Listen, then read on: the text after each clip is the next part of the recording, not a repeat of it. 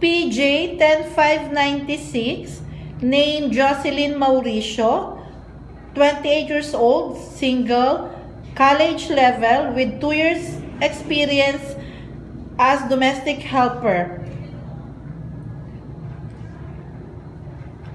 Okay, Miss Mauricio, would you please introduce yourself? I am Josielyn Mauricio, 28 years old. I live in Barangay Cali, Digras, Ilocos Norte. I am single.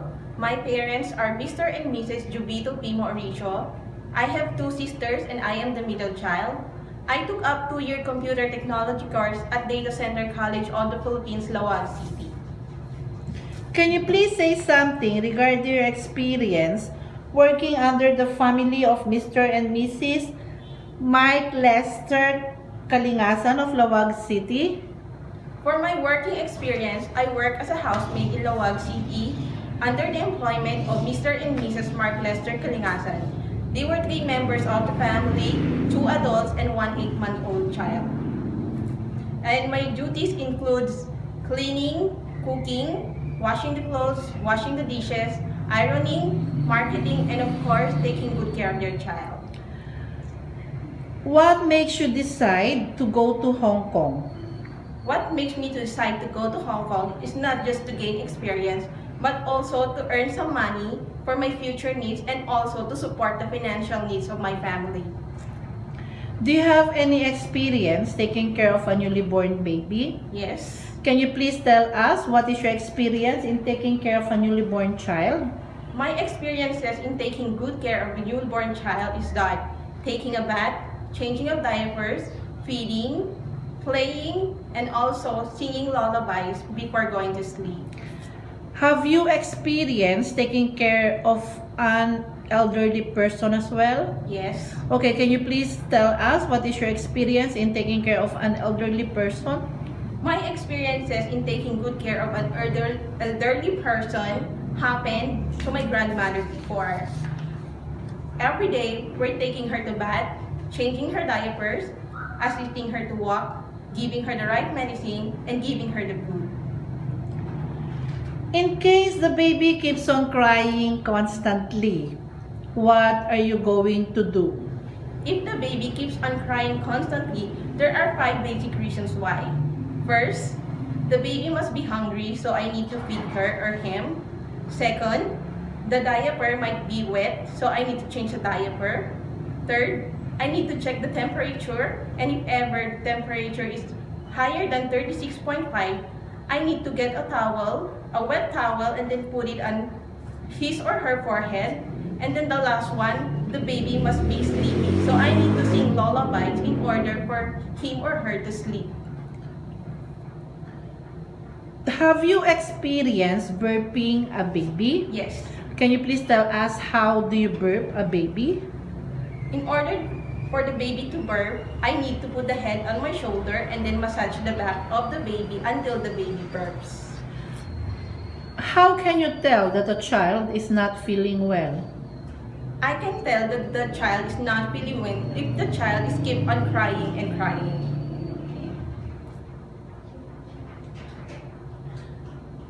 Okay. What activities can you do to a 3-year-old toddler? The activities that I can do to a 3-year-old toddler is that number 1 is playing, because at that age they are very playful, but in some circumstances I can teach them some activities, educational activities like determining colors, determining objects, using flashcard by counting 1 to 10 for a 3-year-old and teaching them ABCs. Okay. In case of emergency, both parents are not at home during the day.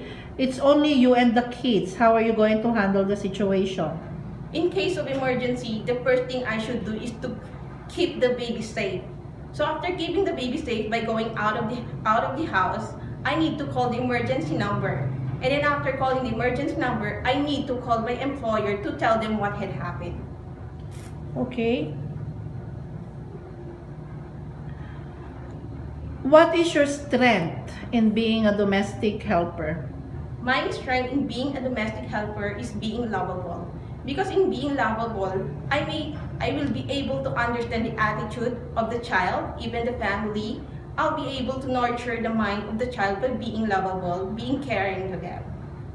Okay.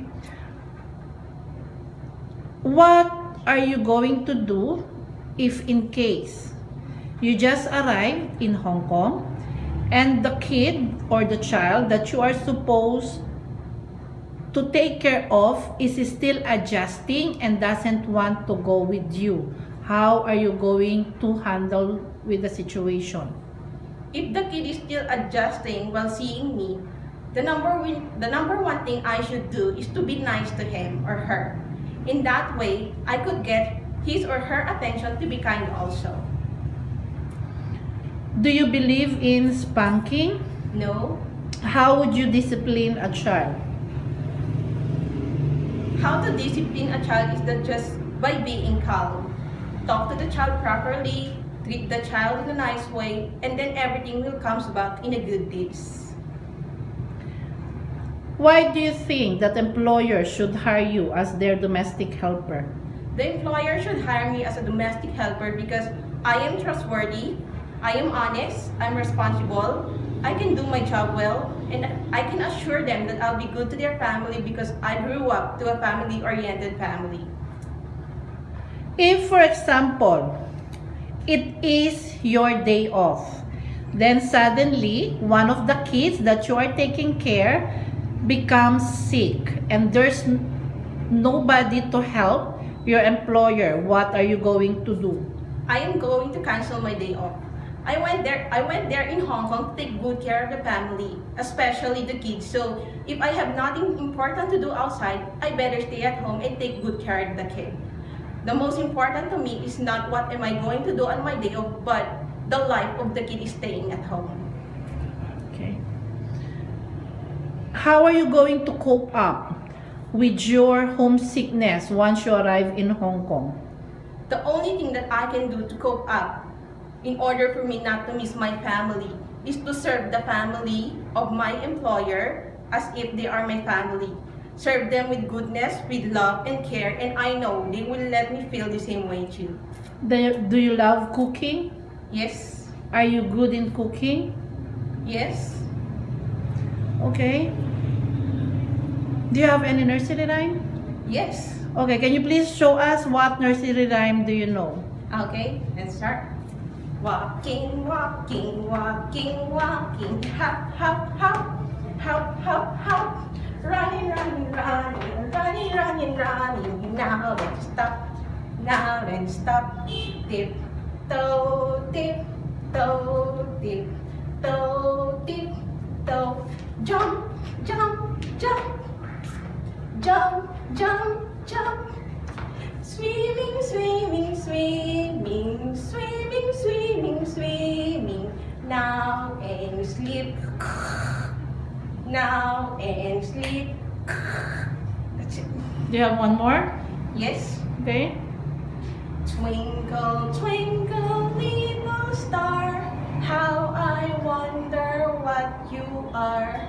Up above the world so high, like a diamond in the sky. If you would be given the chance to be employed by one of our employers in Hong Kong, what is your message to your future employer? To my future employer, I'll be very thankful if you are going to hire me. I assure you that I am going to do my job well, especially to your kids. I assure you I'll be nice and I'll do all the best that I can so I could do my jobs well. So to my future employer, I hope to see you soon. Thank you.